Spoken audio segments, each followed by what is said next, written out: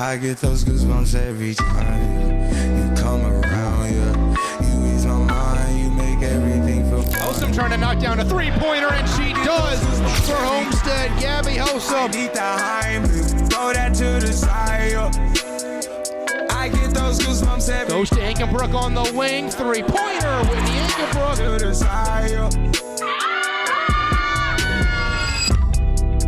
She cannot miss in this game. She continues her hot streak from beyond the arc.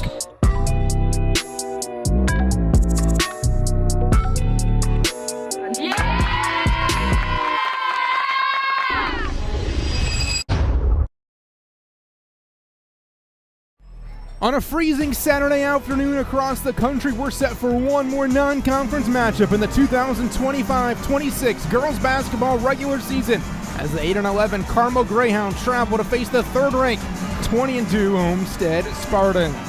Good afternoon, everybody. Welcome into the broadcast booth. I'm Braxton alongside Atticus Dean. Hope you're staying warm wherever you're watching from. And Atticus, an interesting matchup here this afternoon. Homestead freshly ranked number 1 in the Sagard computer rankings as of this morning, and Carmel a team much better than the record shows. Yeah, Braxton, do not let this Greyhounds record fool you. They're a team that's competitive with every team they play, and they play a lot of great competition all season long. So this Greyhounds team, they're ready to go out there and compete tonight. In fact, they have the 7th hardest strength of schedule in the state coming into this game, so a lot of tough competition for them. And last night it was a game against Pike, a tough loss for them in overtime as they fell 70-65 to the Red Devils.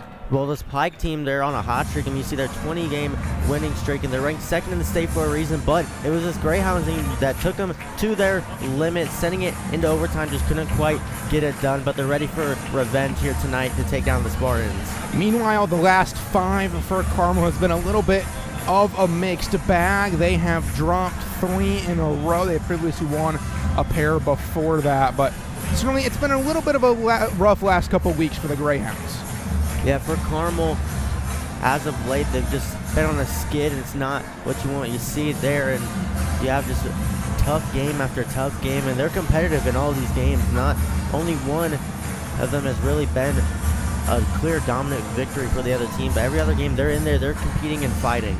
And then meanwhile for Homestead, their last game last night, they won 103-24 against Northside. That was a new school record for points in a game for the Spartans. And the way they did it was incredible. Every single player on this team got in and got some buckets, and it was just great. Really, the defense was one thing that stood out to me, just limiting this Legends offense, not allowing them to do anything. They didn't score for a long time, and took them a while to double their score in that, and it was just a great team win by the Spartans.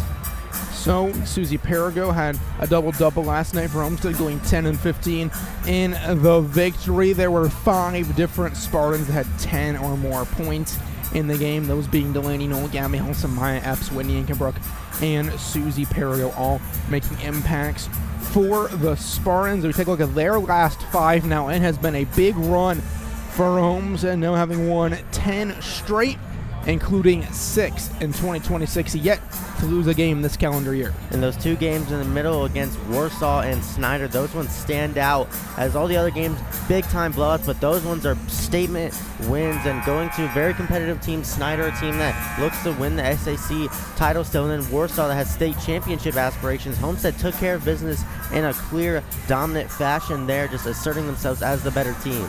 In the middle of the season, there were some concerns about Homestead. I know we talked about this a little bit on the broadcast last night, but they had the loss to Norwell and the loss to Hamilton Southeastern. Now they're number 1 in the Sagard computer rankings. When the coaches poll comes out tomorrow night and the AP poll comes out on Monday, they're likely going to be number 1 in those as well. They were the preseason state favorites, at least from the north. I'm starting to think they're filling in that bill right now. Yeah, for Homestead, a lot of people started to maybe lose faith a bit due to some tough losses, but you got to keep in mind they also didn't have Delaney Knoll for the first bit of the season. When she came back, she's made an immediate impact, and even still losing to HSC, they bounce back. They don't let these losses go to their head. They just get right back to work, and that's signs of a great team. You don't let one tough loss affect your season. And that game, that win against Warsaw, that was Homestead's first road win against a first-ranked team in the state. They got the victory there, and for that reason, they are likely going to be the first-ranked team when we get to Monday. But what a performance it has been for Homestead this year, and their offense, fourth highest in the state when it comes to points per game, 71.5. Last night certainly helped that average. Yeah, and everybody on this Spartans team gets to eat on the offensive side. It's not just one or two players taking all the shots. They love to move the ball around. I mean, when you got to sit down with Delaney Knoll, she just said some of her favorite things, just getting teammates involved. And you can tell everyone on the Spartans team, they're ready to score, but they're also ready to make the right basketball play and help their teammates go get a layup. A lot of selfless basketball from Homestead. They love spreading the rock, about 18 assists per game. We're going to step away for a quick break. When we come back, it's starting lineups and tip-off from Homestead High School. You're watching Homestead High School Hoops on the .91 FM. What limits you? Too small, too old, insecure, broken. You have no limits.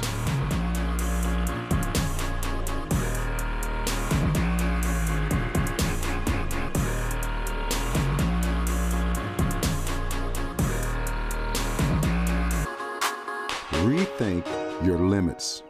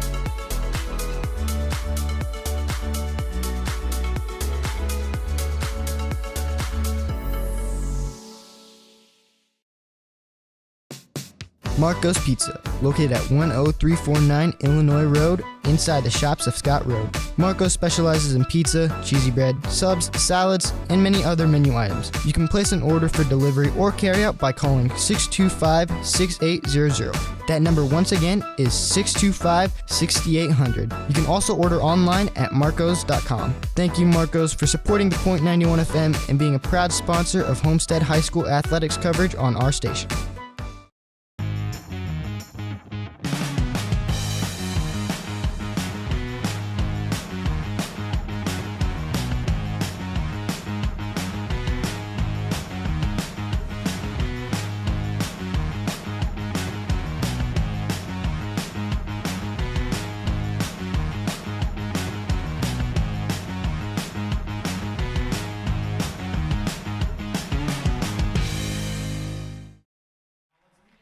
Welcome back to Homestead Live's coverage of Homestead High School Hoops. Spartans and Greyhounds about to get this game underway.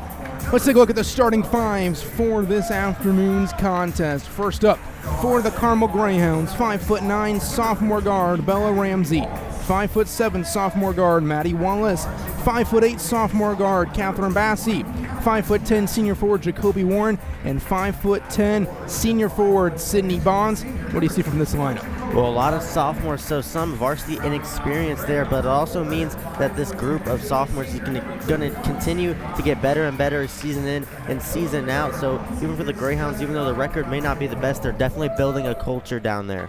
Then meanwhile for Homestead, 5'10" senior guard Maya Epps, 5'9" senior guard Whitney Ankerbrook, 5'11" senior forward Gabby Helsam, 5'10" sophomore guard Delaney Knoll. And then you can see at the bottom of your screen there, one change. Susie Perigo, the 6'1" sophomore forward, will be in the starting lineup for Homestead. Carly Mullering is out this afternoon, so Perigo moves back in the starting lineup. She started a lot at the beginning of this season when Delaney Knoll was out with her injury. What does she bring to the floor for the Spartans? She brings rebounding and defensive energy down low, protecting the basket. She can use a long wingspan of hers to go out there and swat shots out of bounds, and also rebounding. I mean, last game had 15 rebounds. She adds that, but you already have great rebounders in Epps and Helsam, so the Spartans should be able to control the glass. We're about ready to get this game underway. This is the final non-conference matchup for Homestead of the regular season. These two teams will find out their postseason paths tomorrow night, along with the rest of the teams in the state during the sectional pairing show. Homestead one more game coming up next Friday in conference play against Northrop, where the SAC title will be on the line. Meanwhile, for Carmel, obviously they're not in a conference. They have two more games after today against Cathedral on Tuesday and then Ben Davis on Friday. All-time, Homestead leads this series 11-3, and the Spartans have won 4 straight, including a 5-point victory, 61-56 at Carmel last year. But it was a game Homestead trailed in the second half. They had to come back and get the victory, so the Greyhounds certainly know how to give the Spartans a game. And that one was also at Carmel, so that played into that. The Greyhounds did a great job of feeding off the home crowd energy, but now it's at Spartan Arena. It's going to be interesting to see how much of a factor that plays. And also the Spartans, they underestimated this Greyhounds team a little bit last year. I doubt they're going to make that same mistake, and they're going to come out guns blazing. Thanks for joining us on this Saturday afternoon. Hope you're ready for some good high school hoops. Homestead, the #1 team in the Sagarin computer rankings. Carmel, though, 25th in 4A, so they're a top team in 4A as well, hoping they can give the Spartans a game here this afternoon. It'll be Sydney Bonds in the circle for the Greyhounds. Susie Perio at 6'1", out there for the Spartans. Bonds listed at 5'10" officially. Official to center court.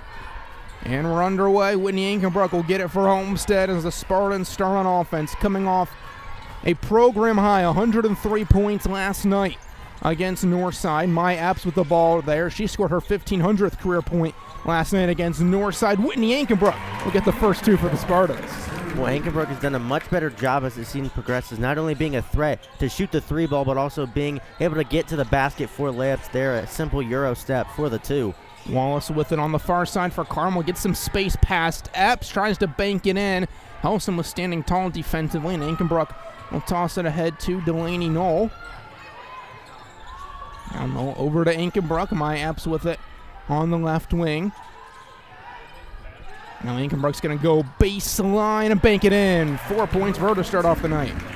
But once again, Ankenbrook, the defense there, go to close out on her very hard as she can shoot the ball extremely well, just able to get the quick first step for another layup. Wallace will walk it into the front court, the 5'7" sophomore. Tosses over to Ramsey, fellow sophomore. The 3 guards, in fact, for Carmel are all sophomores, and the 2 forwards they have starting are seniors. 2 of the 3 seniors Carmel has on their roster. Ramsey back with it on the wing, guarded by Perigo. Bounced over to Bonds, one of those 2 seniors. Wallace just going to finally pass it over.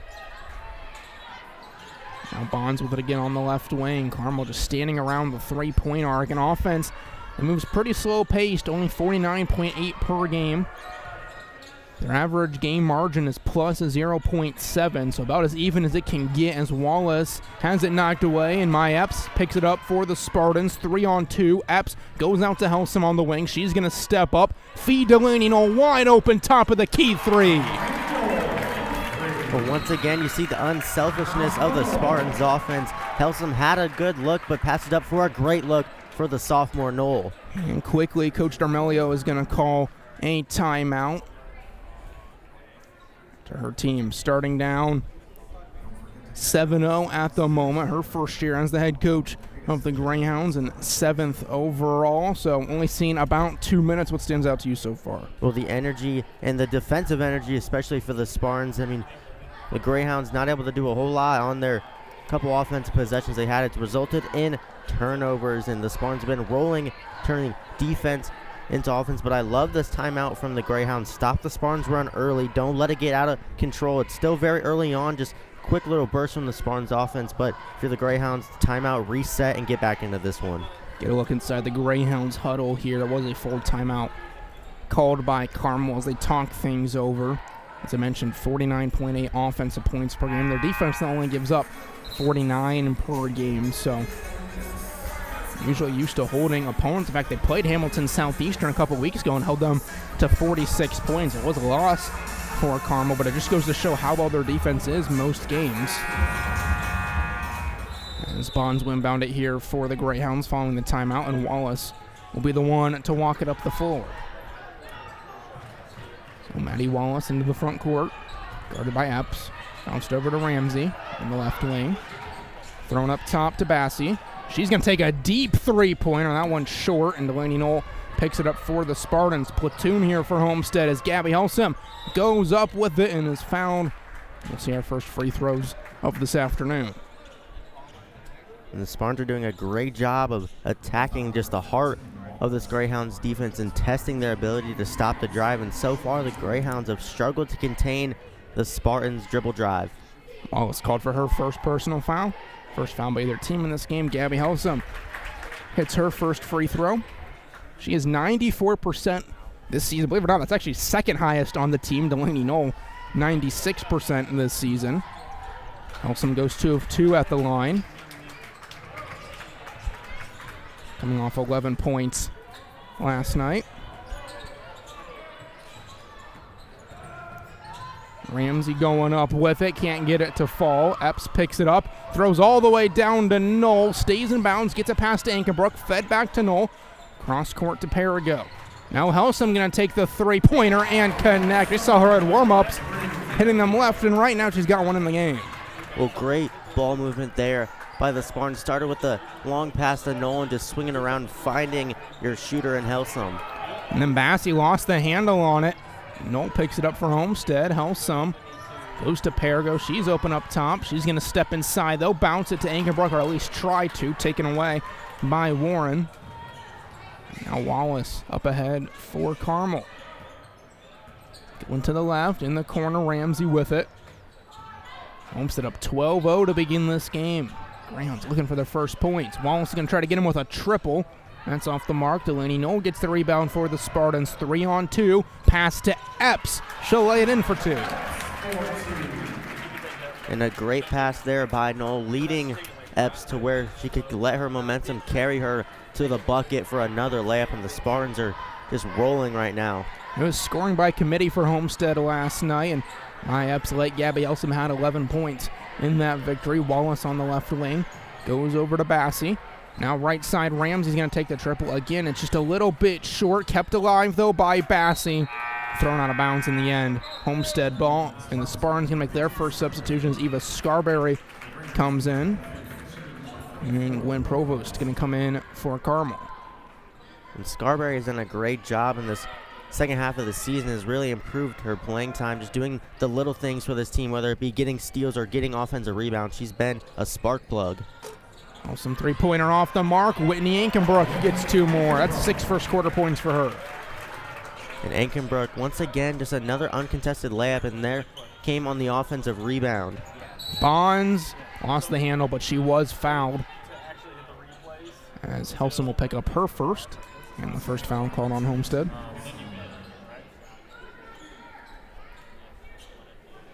Ramsey will throw it in now. Running out of time, gets it into Bassie. It's guarded by Scarberry here. Dump to Bonds.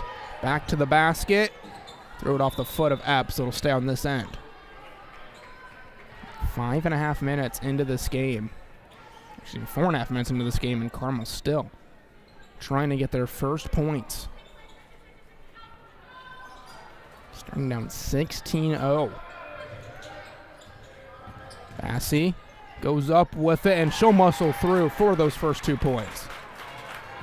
Now for the Greyhounds to take a little sigh of relief. They're finally getting in the score column, but your work is not done. You still have to get some stops.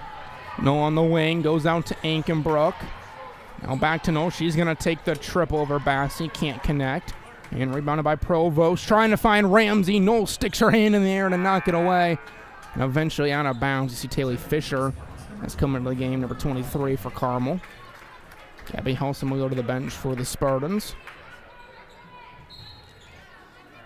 Emma McLaughlin takes her place out on the floor. Ramsey gets in the backcourt. Now 5 minutes gone in this one. Bounce to the free throw line. Bassie. Defensive switch comes, and it leads to a turnover as Knoll pokes it into the hands of McLaughlin. Now Knoll looking for Scarberry, has it deflected by Fisher. It stays in bounds. Provost will take it up in the middle of the floor. Turn around to Fisher.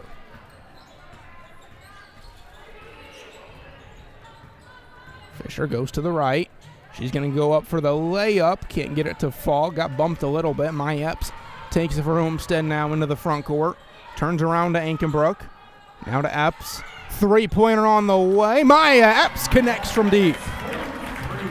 And Epps' jump shooting ability has increased dramatically in this season. To start the year, she struggled a bit from beyond the arc, but as of late, it's been one of the focal points of her offensive game. Fisher with it. Tosses back to Ramsey. She's going to take a triple. That rolls off the rim. Knoll picks it up for the Spartans. Down to Ankenbrook. She lays it in for two more. The transition offense of the Spartans just way too fast for this Greyhounds team to even compete in this first quarter. Ramsey at the volleyball line. Toss it to Fisher. This Homestead lead has quickly grown to a 19-point advantage. And it's out of control that time. Provost can't get it to fall. Might have been trying to just draw a foul. Maya Epps is going to draw a foul here on a bump from Carmel. And they're going to call that one against Bassey, so that'll be her first. And Susie Perigo, Gabby Helsum going to come back in for the Spartans. Leland Edwards will check in for the first time for the Greyhounds.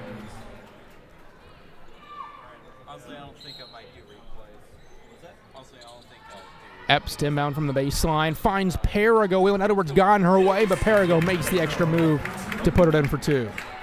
Great patience there by Perico, getting the Greyhounds to get off their feet and get the easy layup. And now McLaughlin fighting for it on the ground.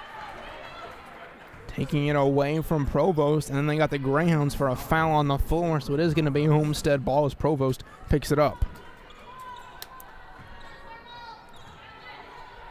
My Epps will take it for the Spartans. Bounces it to Scarberry. Now out to Epps. Fire to Helsum. McLaughlin with it. Helsum out to Perigo. She's going to step inside. Had it knocked out by Fisher. It'll stay on this end. The Greyhounds are trying to zone the Spartans to force them to knock down some threes rather than get easy layups, but it just has not worked how the Greyhounds envisioned it, as the Spartans are doing a good job of getting the ball in the middle of the court and just figuring out the zone. Helsum going to draw a whistle as she was hit up high. Bassey and Provost were the two all over her, and Bassey's going to be the one called for it. That's her second now in the last minute or so. So Helsum goes back to the line where she's 2 of 2 so far today. And her first free throw this time is good. She's got 6 points. Delaney Knoll going to check back in for the Spartans. Kate Sears will come in for the first time for Carmel.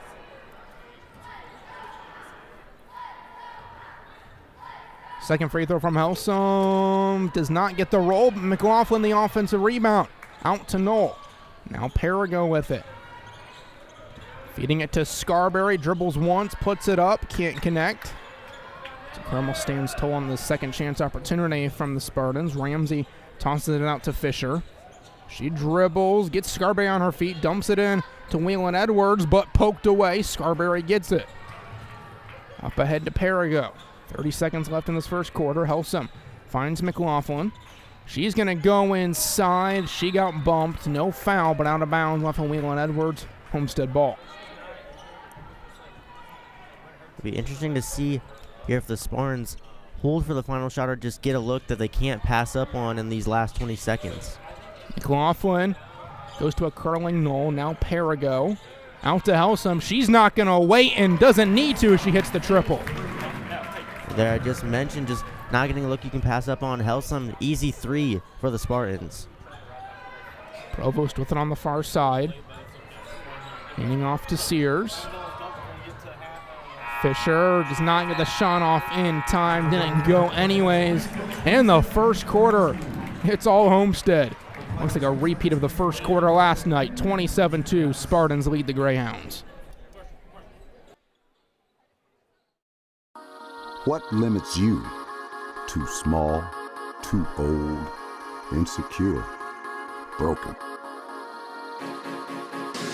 You have no limits.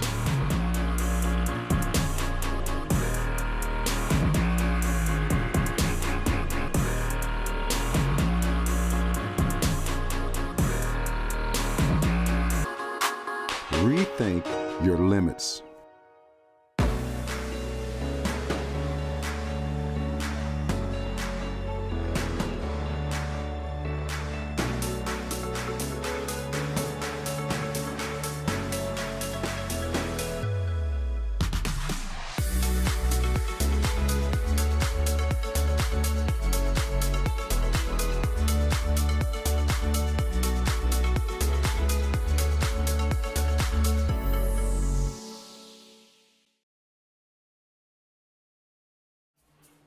27-2 Homestead leading Carmel after one quarter of play.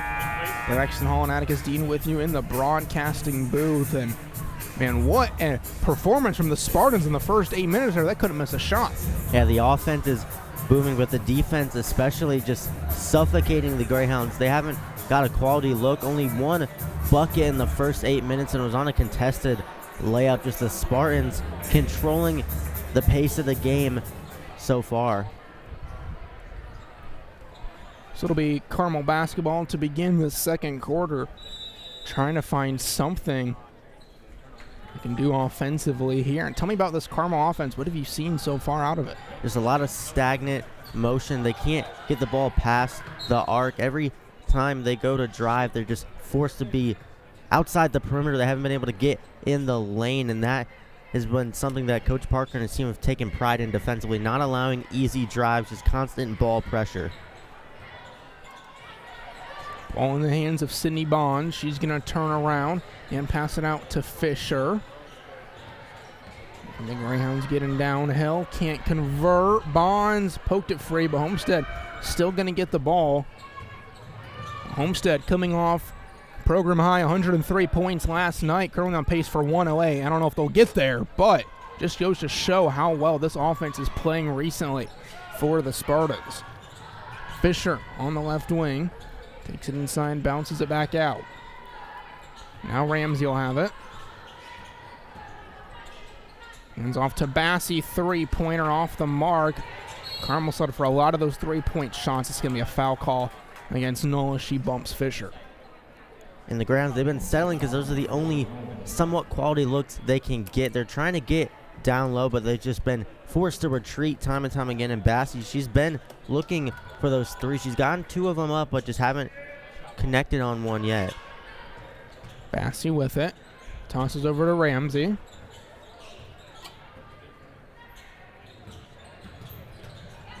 Epps deflects the pass attempt here. She's going to take it for the Spartans and lay it in for two. And great patience there by Epps, getting the Greyhounds off their feet for the easy layup in transition. Bonds with it. Trying to body up against Helsum. Couldn't get the penetration, but does get a foul call. It is going to go against Maya Epps, her first.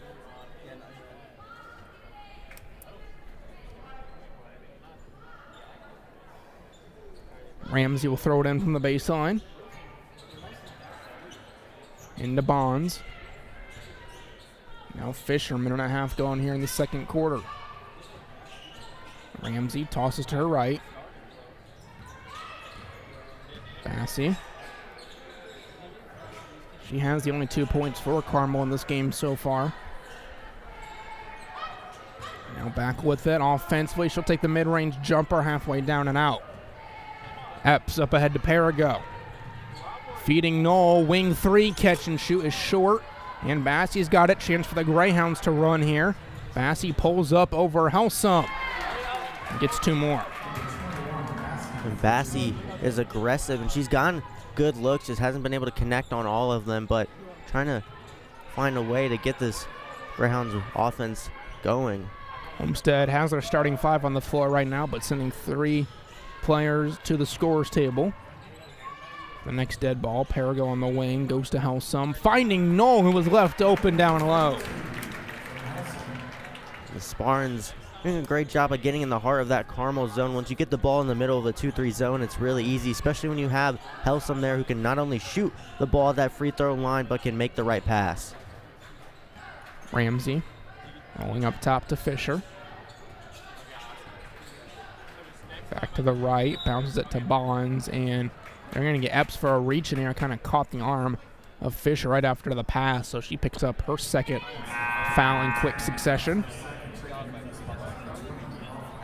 Looks like she's one of the ones staying on the floor for Homestead as Bell, Scarberry, McLaughlin come in, Noel, Inkenbrook, and Parago go to the bench.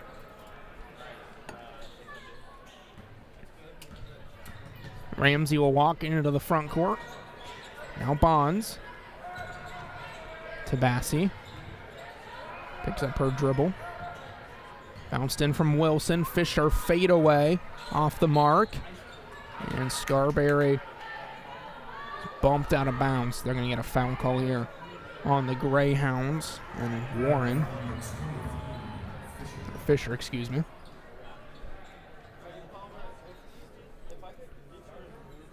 McLaughlin will throw it into Epps. 31-4, Spartans lead. 4:50 to go in this first half. Helsum finding Epps. Hands it off to Scarberry. Underhand pass. Can't go. Bell trying to get it, and Fisher is there for the defensive rebound. Bell chasing her down. Ramsey's going to get the pass. Take the triple.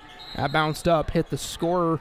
Hit the clock on the back of the backboard, and that will be out of bounds. Homestead ball. And Carmel trying to pressure the Spartans full court, try to force some turnovers, but on the previous possession, the Spartans easily break in. They do the same here. Bell goes out to Scarberry, right back to Bell against Bonds, who stands tall defensively. It was good one-on-one defense up ahead. Scarberry just going to knock it out of bounds so the defense can reset. And great active hands there by Scarberry, and this press of Carmel that they're throwing at the Spartans, it's getting broken, but the Spartans are just going up with contested layups and not able to finish them the same rate they did in that first quarter. So it's giving the Greyhounds a chance to slow the Spartans offense down, but their offense just can't make up for it. Carmel's defense looking much improved to begin this second quarter. Only giving up 4 points in the last 4 minutes. Bonds turning around, trying to get their offense going, and that's a double dribble call, Homestead ball. And great defense there by Bell, forcing the turnover from Bonds. And every single player on this Spartan roster takes pride on the defensive side of the basketball, and you can clearly see it here. McLaughlin, Homestead needing to get into the front court, and she'll find Scarberry. App's going to try another triple. That one rolls off the rim. Scarberry right there for the putback. And a timeout going to be called to take another look at that play. Well, it's hard to rebound when you're in a zone, let alone a full court zone press. So the Spartans offense moving quickly enough, it leaves an uncontested Scarberry for the easy rebound and 2.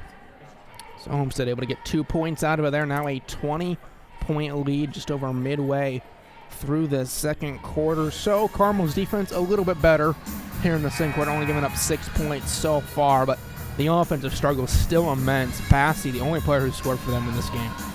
And the Carmel offense just looks flustered out there. They look slow, and it seems like they're letting the Spartans dictate what they want to do out on the court. They're not able to drive as well as they would like to. That's been the main thing. They're trying to get it down low, get some layups, and maybe drive and kick out to your shooters like Bassie or Wallace, but just haven't been able to do it so far due to the ball pressure that Epps and the other Spartans are putting on the ball handlers. So they can do out of the timeout from Coach D'Armelio, her second called timeout of this game. Fisher draws contact, and she'll get herself to the free throw line. Foul call on McLaughlin, her first.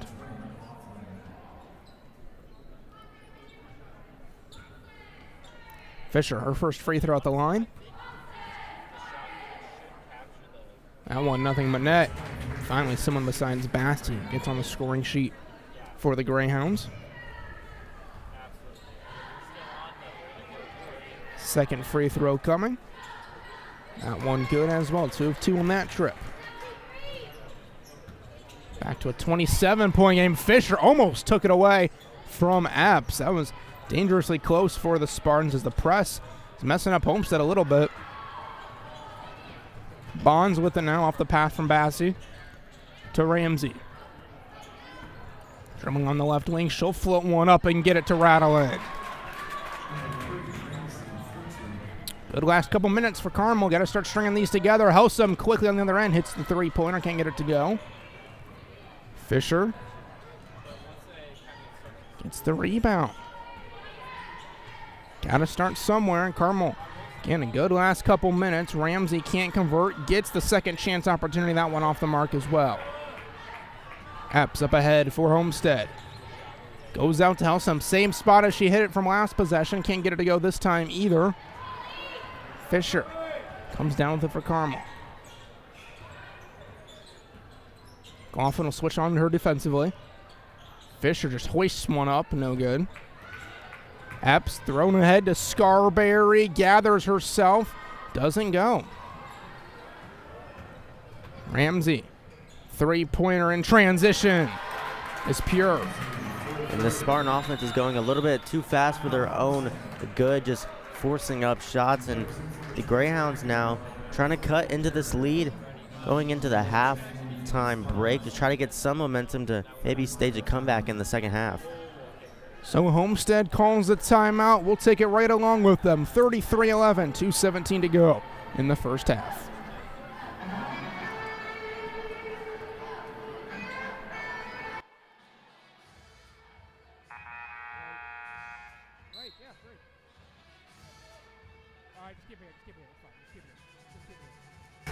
Actually going to keep it here with 2:17 to go here in the first half. So on the timeout, Homestead heading back out onto the floor. Look inside the Carmel huddle.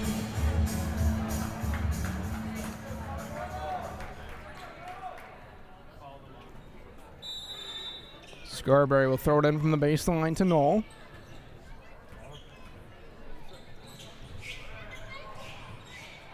Perigo with it. Bounced out to Scarberry. Right back to Perigo. Pass to Bell, who can't connect. Homestead has scored only 6 points in the second quarter. Ramsey going up. Can't convert. Perigo. Good effort, but she went out of bounds, so Carmel ball. And this Greyhounds team, bit of a resurgence here in the second quarter. Still down by 20, but their defense is much improved, and their offense, they're at least getting up some better looks. They may not be hitting all of them, but still getting a chance to put some points on the board compared to that first quarter. Fisher down the middle, has it knocked away by Knoll from behind, but a foul in front of her, and is going to be called on Perigo. Be her first.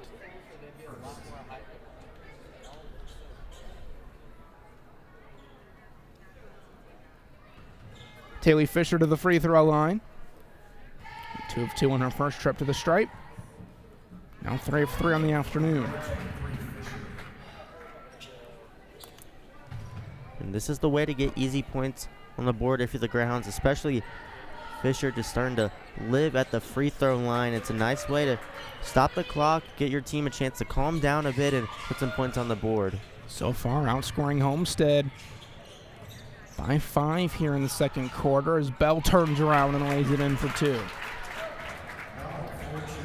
The Greyhounds trying to go quickly here, realizing that they're on a bit of a momentum swing here, just trying to make the most of it before halftime. Just over 80 seconds until halftime. Fisher tosses to Bonds. Up against Scarberry. She'll throw it out into Rams. Going to try another corner 3. This one off the mark. Ankenbrook fighting with Fisher. Perigo comes down with that one-hand rocket to Knoll, who converts the layup. And a great pass there to the leaking out Knoll, just getting on that fast break early. Fisher with it up top. Passed over to Sears.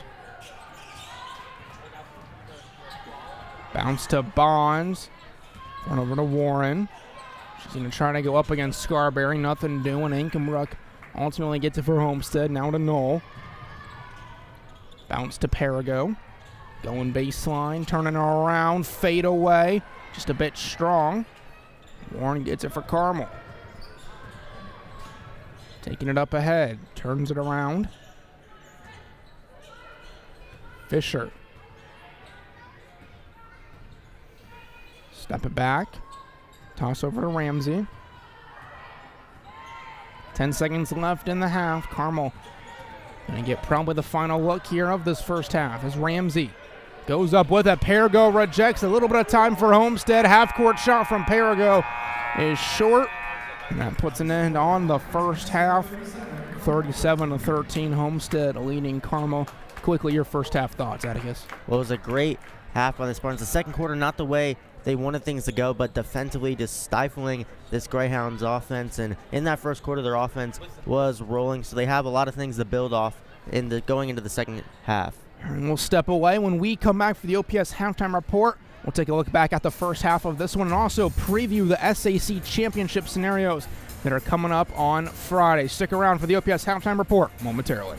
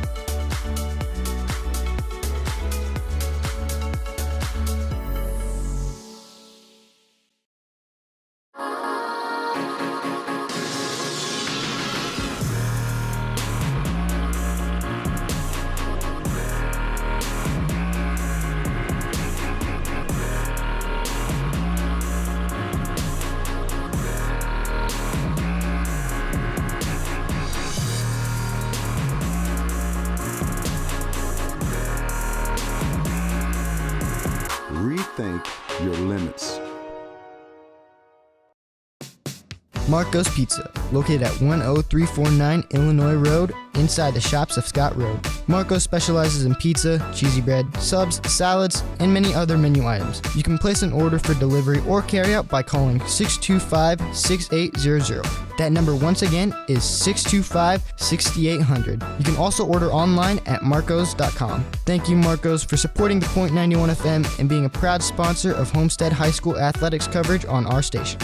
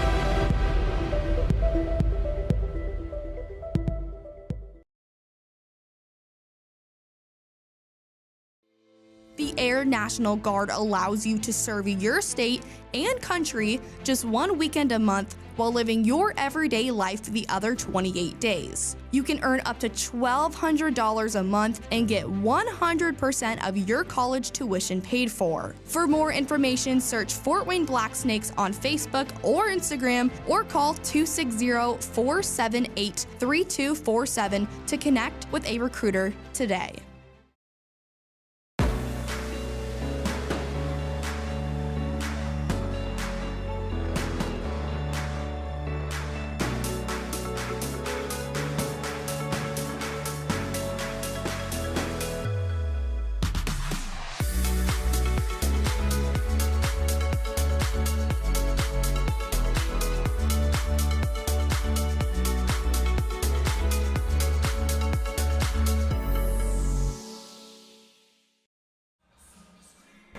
$37-13, Homestead leads Carmel here at halftime. As we welcome you into the OPS halftime report, Braxton alongside Atticus Dean. Take a look at some of the first half scorers for these two teams. Maya Epps and Gabby Helsum led the way for Homestead with 9 points apiece. Delaney Knoll had 8, as did Whitney Ankenbrook.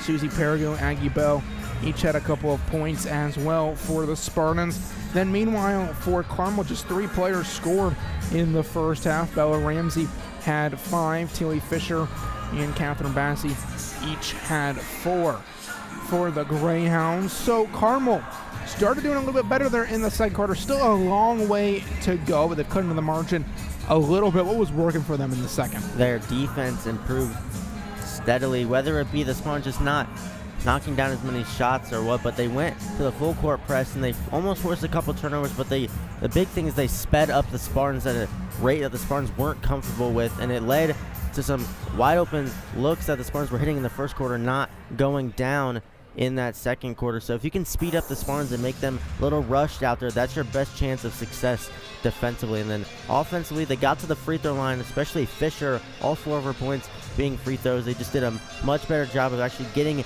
inside the paint, getting paint touches offensively. It's going to help them a lot. So this is the final non-conference game for Homestead this season. One more game to go, and that is Friday night. The SAC Championship will be hanging in the balance as the Spartans take on Northrop. And here are the scenarios for that game on Friday. If Homestead wins, it's simple. They are the outright SAC champions for the second year in a row. If Northrop and Snyder win, there would be a 3-way tie for the SAC. If Northrop wins and Snyder loses, Northrop would be the outright SAC champions. Homestead and Northrop face off. Snyder facing Carroll, certainly a game they can't overlook. We got the Chargers with Lily George. Maybe they could throw a wrench into all of this as well. It is going to be a fun Friday night to put a bow on the SAC season. Yeah, it's going to be a great time, and I love that you mentioned the fact that Carroll is no slouch, especially at Carroll. Lily George in the home environment for the Chargers. That's going to be a test for the Panthers as they struggled going at Homestead. Obviously, Homestead a better team than Carroll at this point, but still a tough road game. And then Northrop at Homestead, that one's going to be fun. That game always delivers, always finds a player rising up to the occasion and setting themselves in the starlight. So it's going to be interesting to see who can do that this year for either the Bruins or the Spartans. Seems every year it always comes down on this final Friday in January with the SAC title on the line. We'll have the Homestead and Northrop game for you at 6 p.m. Friday night right here on the Homestead Media YouTube channel. We're going to take one more quick break here on the OPS Halftime Report. When we come back, it's second half action between the Homestead Spartans and the Carmel Greyhounds. Stick around.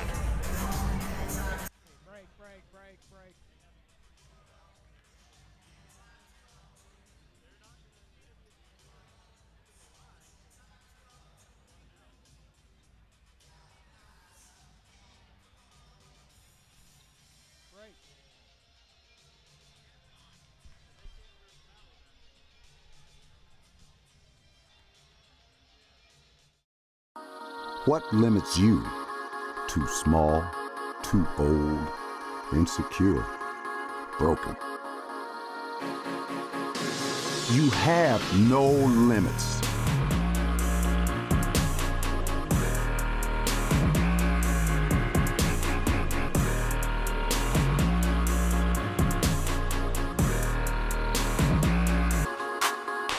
rethink your limits.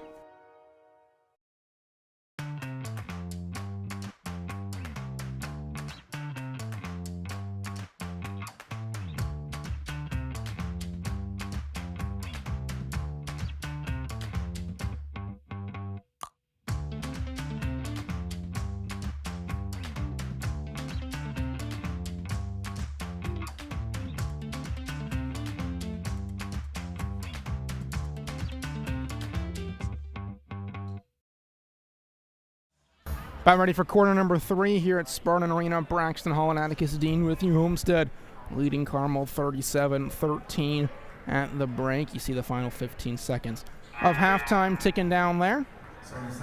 Homestead's out on the floor ready to go. Carmel still huddled up, making their final adjustments. Before we get to this second half, it will be Homestead ball. Starting 5 is out there for the Spartans. We'll see who Carmel sends out on the floor momentarily.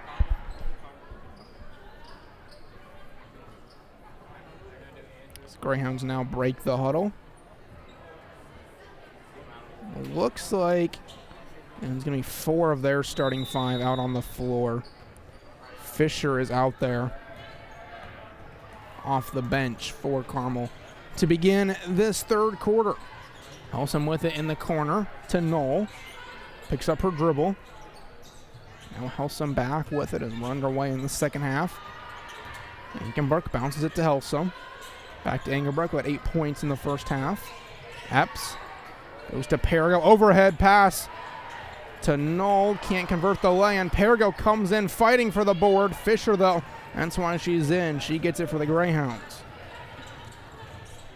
Ramsey will bounce it back here. Toss out to Fisher. Got deflected by Epps, but Fisher able to get it. Now Bonds with the ball. Fisher up top, picks up the dribble.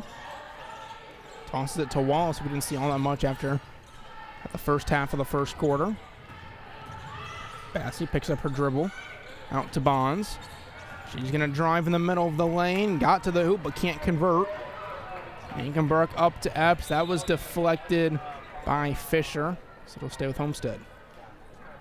A risky pass there by Enkenbrook. A little bit of a delayed pass as Epps had some space, but just too hesitant on that pass, led to it almost being a Spartan turnover, but nonetheless they retain possession and try to figure out this zone. Enkenbrook gets the pass from Knoll wide open, who is halfway down, but doesn't fall. Ramsey into the front court to Wallace. On the hands of Bassey. Goes up with it, a little bit strong. Perigo gets the rebound for the Spartans. Both teams scoreless to begin the second half so far. Epps trying to find Knoll. Now she gets it and banks in for the deuce. Great effort there by Knoll. Almost a turnover, but just ends up getting out of the scrum with the basketball for the easy layup. Bassey bounces it to Bonds. At the free throw line. Tosses out. Wallace catch and shoot 3 is short. Rebound goes over the head of Perigo, so a second chance coming for the Greyhounds. That three-pointer strong from Bassey. Pass intended for Perigo. Bassey broke it up, but out of bounds, so Homestead again will get a side-out inbound following a deflection from Carmel. Homestead, 4 timeouts left as we begin this third quarter. Carmel with 3. Got a officials timeout, so Gabby Helsom can tie her shoe. Here we go. Perigo throws it in to Knoll. Bounce to Perigo. She's going to take the short mid-range shot. About 12 feet out. She connects. And that's what makes the Spartans offense so dangerous. Even Perigo, not the best jump shooter, has that 10 to 15 foot jumper down and can easily break the zone. And then a turnover quickly on the other end. Homestead's going to get it right back. Some sloppy play from Carmel to begin this third quarter. Staying with the full court press. Perigo breaks it and tosses it to Knoll. Now Enkenbrook up top to Delaney Knoll. Enkenbrook in the corner takes the triple. That's off the mark. Perigo offensive rebound. Going back up with it. Susie Perigo taking over down low. Just a force on the offensive glass is Perigo. It's already hard to box out Perigo, but then when you play zone, it's even harder to match up with someone to get the rebound. And now she's going to have it quickly on the turnover. Knoll trying to bounce it back for Ingenbrook, but kicked out of bounds. Baseline inbound for Homestead after her substitutions made. Kendall McLaughlin will take the place of Whitney Ingenbrook. And it looks like Jacoby Warren is going to take the place of Sydney Bonds for Carmel. 30-point lead for Homestead, 5 points away from potentially seeing a running clock here. Couple big possessions coming up from Carmel. My Epps a little bit short. Perigo, another rebound. She's just bullying everyone down low. Helsum throws it out to Perigo. Hesitation, steps inside, hands it off to Helsum. She goes down. Greyhounds get the ball. Ramsey up ahead, spins around. Knoll might have deflected it, but Ramsey gets the 2 points anyways. Perigo bouncing it to Knoll, and it's going to be deflected out of bounds by Warren. And the Spartans right now are forcing a lot of passes that they're a bit fortunate they haven't gotten picked off, as the Greyhounds are active in the passing lanes, and Spartans just hold on to the basketball just half a second too long to make the passes they're looking for. Ramsey, with no one around her, will take it and lay it in. And another bad pass there by the Spartans. Knoll, just an easy pass for Fisher to pick off, and it leads to the wide open layup for Ramsey, just like an airplane touching down after a long flight, no one in her way. Also, Homestead had grown the lead to 30, and now Carmel on a 4-0 mini run here. Forces Coach Parker to burn a timeout. He gathered the troops almost midway through this third quarter. Look inside the Homestead huddle there. So your Coach Parker here, this game, comfortable margin, barring a miracle. You're going to get the victory here with 12-12 remaining in the game. You don't have another game for 6 days. Does that play a factor in how much you play your starters? And what does he want to see from his starters and those bench players that usually get a lot of minutes, them as well? Well, right now in that, he looked very animated, just a bit upset with his team due to all the turnovers. So I think he's going to keep the starters in there to see how they handle the pressure. In Carmel, they're a solid defensive team, but if they play a great team in the playoffs that throw pressure at them and they make this many mistakes with passing the basketball as they are now, it could get scary and turn into a huge deficit for Homestead. So I think he wants to see the Spartans take care of the basketball and slow things down and manage the game. All about the fundamentals right now, getting the small things right before we get to postseason play. Starting up in just over a week. Again, the selection show tomorrow. Here's another turnover. As Wallace goes up top, three-pointer well short from Bassey, out of bounds. So they'll get it back. Carmel sectional, it's going to be a tough one. They have Hamilton Southeastern and Westfield in it, as well as Zionsville, Fishers, and Noblesville. Of course, HSC will be the favorites to come out of that one, but Carmel is hosting this year. Another turnover here from Delaney Knoll. Ball up ahead. Ramsey. She's having a good third quarter now. She's going to be the first Greyhound into double digits with 11. Epps on the other end, spinning around and laying it in for two, and the foul. And they're finally, the Spartans, able to get a look.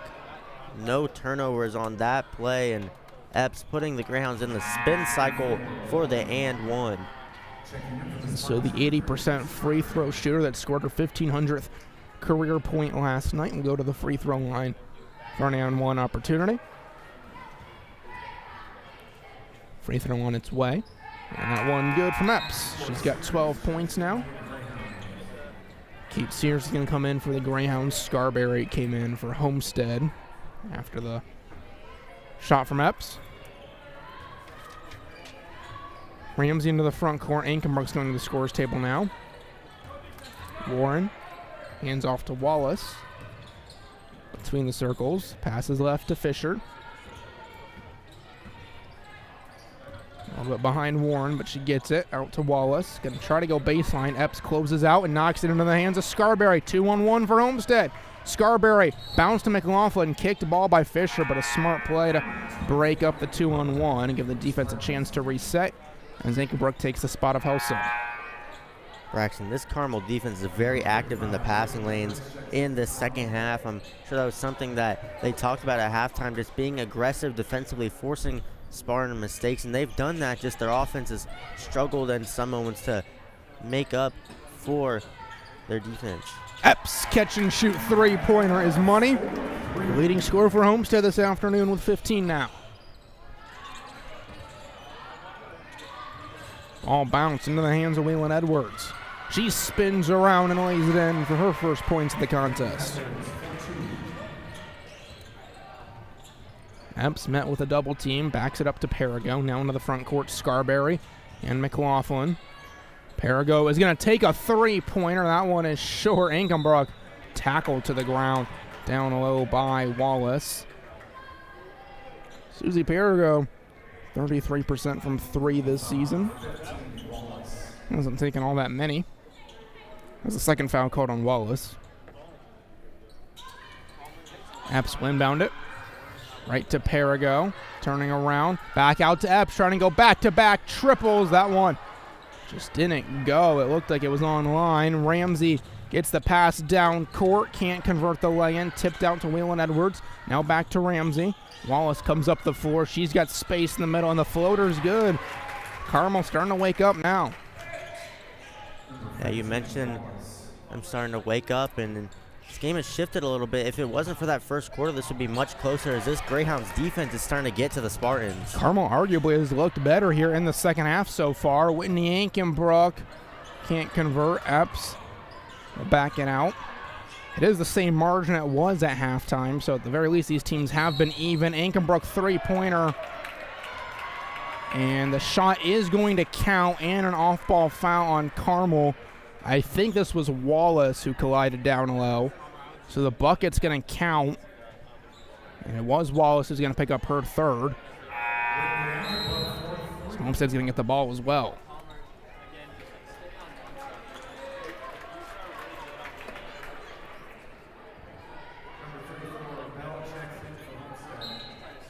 So third foul on Wallace. Warren goes to the bench. Epps going to try another triple. It's turning into a three-point contest for the Spartans. Epps is just taking control of this one. She slowed things down for the Spartans offense, being the leader out there. One of the two starters, and just wide open three after wide open three for Epps. Going to leg it in now by Fisher. Ankenbrook to Bell. Scarberry going to pop a triple. I want a little bit strong. Fight for it down low. That kicked off on Waylon Edwards. It's Homestead ball. Layla Wilson will check into the game for Carmel.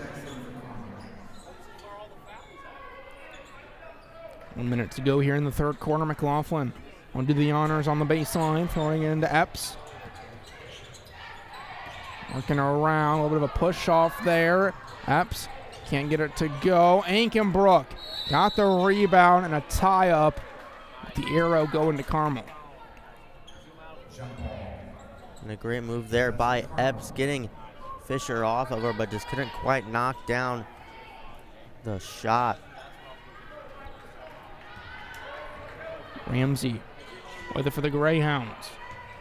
Under a minute to go in quarter number 3. And it's going to be a foul call on Epps all over the back of Fisher. Be the third on my Epps.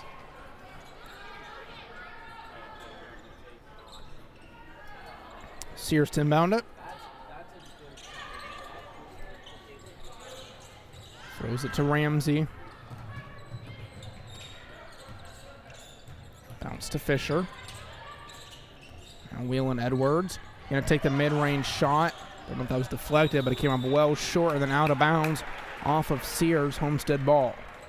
It was Epps there getting the deflection. Fight for the basketball. Ends up going out of bounds in the Spartans' favor in 30 seconds here. And I imagine the Spartans, if they can get a quick bucket, they're going to go for it. So we saw back in the first quarter as Ankenbrook has it now for Homestead. And Gabby Elsom took the triple at the end of the period, about 17 on the clock. Now down to 10. Epps holding it at the point. To Ankenbrook. Now back to Epps. Bell Goes to Ankenbrook in the corner. Can't connect. Epps goes back up. And it doesn't really get a chance as a little bit of contact of the hoop in the third quarter comes to an end. Homestead's lead grows by 4 in the third quarter. They lead by 30, 55-25.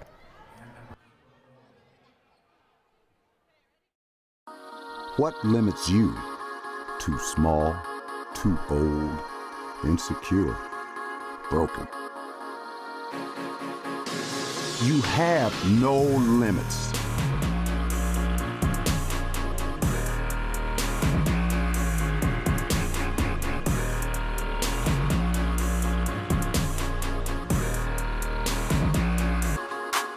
Rethink your limits.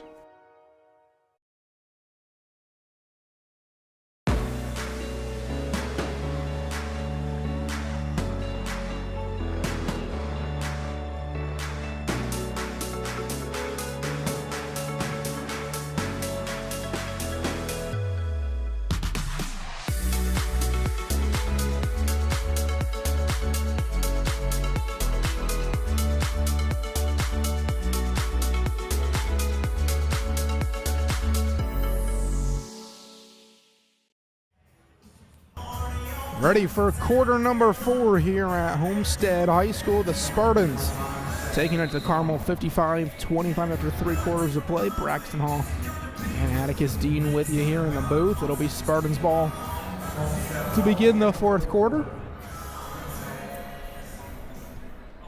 Homestead outscoring Carmel by 4 points in that third quarter, though Carmel looked pretty good in the middle of the quarter. It was just the beginning and end where they had a lot of struggles as Helsum tosses it to Bell. Well, back to Helsum. Knoll on the wing. She's going to take a triple just off the mark. Whitney Engelbrook hunts down the rebound. Help me on the arc. Now McLaughlin on the left block. Almost lost the handle. Goes out to Helsum. In the hands of Bell. Knoll going baseline side Euro. Lost the handle right into the hands of Ankenbrook. Right place, right time there for Whitney Ankenbrook. She's been one of the best Spartans on the offensive glass here in this one. Bonds at the free throw line. Picks up the dribble, goes out to Fisher. Homestead has 2 substitutes waiting at the scorer's table. My absent Susie Perigo. Ramsey got Bell on her feet, doesn't take the shot. Dribbling behind her back, goes out to Fisher. High dribble, pass out to Ramsey, catch and shoot 3 just off the mark. Fisher almost had the offensive rebound, but couldn't control it and loses it out of bounds. Now Epps and Perigo check in for the Spartans as McLaughlin and Bell will go to the sideline. 32-point lead here for Homestead. 6:55 to go. Full court press continues from the Greyhounds. Knoll gets it into Epps in the front court. Now Ankenbrook back down to Epps. Goes out. Helsum off the extra pass from Perigo. Connects on the 3-pointer. Gabby Helsum now with 12 points and a 35-point lead for Homestead will put the running clock into effect with about 6.5 to go. Fisher trying to answer back with a 3 of her own and can't. And it goes out of bounds. It'll be Homestead ball. So Friday, the end of the regular season. Tomorrow, though, the pairing show for the state tournament that begins in a week and a half. Homestead, their sectional, Norwell in it this year, moving up from 3A as Helsum takes another triple and can't connect. It makes their sectional a lot more challenging, and it's going to be one of the most fun ones to watch in the state. Yeah, that Norwell game earlier in the year was a real just sucker punch to the face for the Spartans team as they were going in expecting it to be close, and they beat Norwell last year in a pretty close one, but they ended up winning by double digits, but then Norwell just took it to the Spartans. So that was before Delaney Knoll was back, so that definitely plays a factor, but it was kind of a similar situation to this game where the Greyhounds, they threw a zone at the Spartans, and Spartans couldn't figure it out for a little bit. That's what it was like against Norwell as they played a 2-on-2 zone, just forced a lot of turnovers, but now the Spartans, they're a much more experienced team this year. They've figured things out, and it should be a fun one. Norwell has slowed down a little bit these last couple weeks. They've dropped 3 games as Gabby Hillsum hits the reverse, but dropped 3 games in these last couple weeks, 4 games total this season. So that's a potentially, you'd think, if they're on opposite sides of the bracket, that'd be the favorites for the sectional championship matchup. Of course, with the way the draw works, they could face each other on Tuesday night. We just don't know until we get the pairings tomorrow evening, but that'll be something to watch. And this Homestead team with 6 seniors, 4 in the starting lineup, it really feels like this is the year to try to make that push deep into the state tournament and maybe to Gainbridge. And a lot of people thought last year was the year, but then HSC just went out and had a statement win. But now the Spartan team, they have some of that hurt still in their heart. They're using that as motivation. And you mentioned it, that group last year, pure juniors. Now they're seniors. They have even more experience. They've gotten even more reps, and they also have Delaney Knoll and Susie Perigo who've gotten more varsity experience as well, and they've had a lot of people step up for them this year, so they are feeling very confident, but they can't overlook any opponent. Fisher can't get her to go at the cup. You just saw on your screen those seniors checking out of the game, and Delaney Knoll probably done for the remainder of the afternoon, as Kenna Taylor and Leah Worth are getting their first minutes of the game. Eva Scarberry, Aggie Bell, Kendall McLaughlin, the other 3 out there for Homestead. It'll be interesting to see what happens. It just feels like the 4A class for girls basketball is wide open. Every team has some sort of imperfection, whether it's Pike or Warsaw or Homestead or Norwell or Center Grove, HSC, Lawrence Central. Every team has some sort of imperfection, has a blemish. Who is going to be the team that can string together a month of great basketball to win the state title? We get to find out starting in a week and a half. We'll have every Homestead game for you on the .91 FM radio coverage, as a 3-pointer on the way here off the mark from Bassey out of bounds. Homestead will get the ball back. And you mentioned how every team has some sort of blemish or some sort of, I'll say, weakness, but that's what makes it even more fun, in my opinion, is you get to see a lot of interesting strategies. You get to see coaches go deep into their bag of tricks to rally the troops, and that's what is fun to me. Basketball is one of the most fun sports when you watch different strategies go against each other at any level, so that's going to add even more excitement, even more competitiveness to this tournament. Obviously the state tournament is always so exciting, but you get that more excitement when you don't know who's going to win. When there's no clear favorite, makes it so much more fun and enjoyable to watch, whether you have a vested rooting interest or you're just watching for fun. As another quick foul going to be called here against Carmel. Going to get Wallace for it. So it'll be her 4th.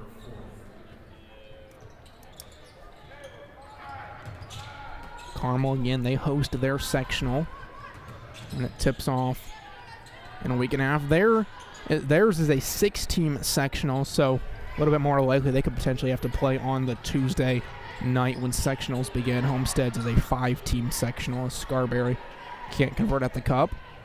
Again, HSC will be the favorites to come out of there, but who knows? Carmel played a tight game against the Royals just a couple weeks ago. Back on January 2nd, they lost by 10 at Hamilton Southeastern. And Sears tosses it to Wallace on the right wing. There were 90 seconds remaining in this one. And I think a substitution timeout here from Carmel.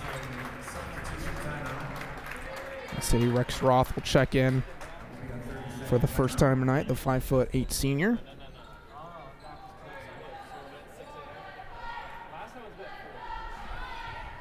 So just a quick substitution. We get back to it with 1:32 to go.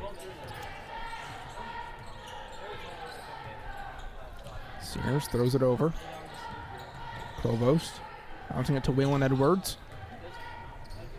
Provost with it again. Malia Williams in for Homestead. This is Aislinn Martinez, and now Williams gets the rebound to Taylor.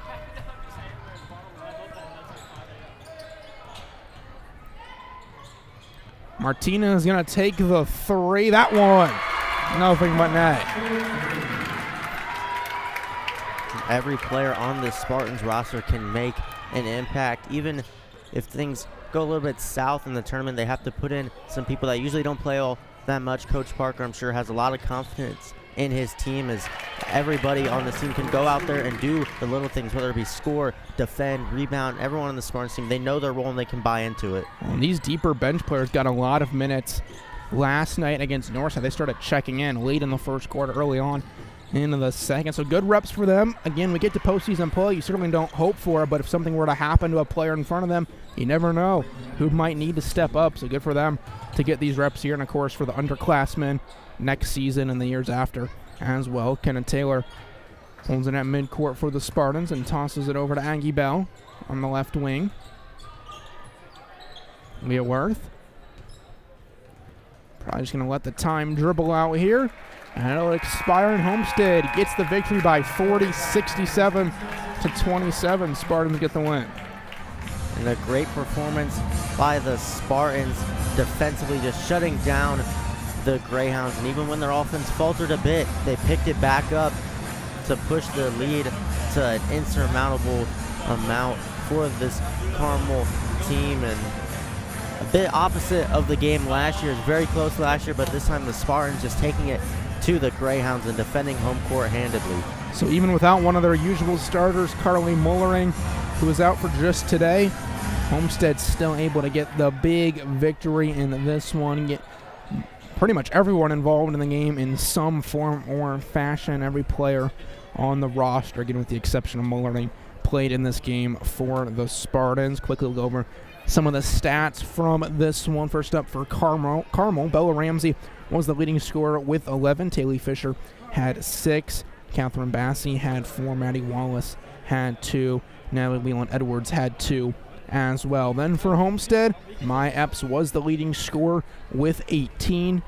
Gabby Hilson had 14. Whitney Ankenbrook had 13. Delaney Knoll had 10. Susie Perigo had 6. Aggie Bell had 4. Aislinn Martinez had 3 for the Spartans. So Homestead, again this morning, moving up to number 1 in the Sagarin computer rankings. Now they push the record to 21-2 on the year. One more game to go in the regular season. It's a huge one on Friday. Yeah, this is no time to blow any game off and to forget about what you're playing for. And next game out against the Bruins, not going to be as easy as this one. As for the Spartans, even if they play this well, the Bruins are going to fight back. It's going to be back and forth between two conference rivals. It's going to be an extremely fun one. Carmel, 2 more games to go, both at home versus Cathedral on Tuesday, and then versus Ben Davis next Friday. Any final thoughts before we go? Well, this game, the Spartans put everyone on notice, letting them know that it has not been a fluke this past couple stretch of games for the Spartans. They're here to prove why they were the preseason favorites and go out there and compete for a state tournament, but they cannot forget about the looming threat of the Bruins. Going to be a big game on Friday. We'll have it for you right here on the Homestead Media YouTube channel. Tip-off at 6 p.m. We'll have pregame coverage. A little bit before then, the SAC title will be on the line. That is our next broadcast overall. It'll be a fun one, the final SAC doubleheader of the season. We'll see you then, but until then, on behalf of Atticus Dean and the entire Homestead